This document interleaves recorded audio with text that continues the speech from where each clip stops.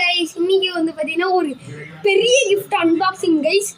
ரொம்பவே பெருசு, லைக் என்ன சொல்ல, இந்த ட்ரெட்மிலை விட பெருசாக இருக்குது. ட்ரெட்மிலை விட பெருசுனா ஒரு இவ்வளோ தூரம் இருக்குங்க. அது பெருசானு கேட்டீங்கன்னா கிடையாது. நான் சும்மா அவ்வளோ பெரிய கிஃப்ட் உள்ள என்ன இருக்க போதுன்னு தெரியல, யாரை அனுப்புனாங்கன்னு தெரியல. கொரியர் எங்களுக்கு வந்திருக்கு. ஆமாடா கைனே, ஆமாடா. எப்போ அவ்வளோ பெரிய இது, அதை நீங்கள் வந்துட்டு நீங்களே வந்து பாருங்க.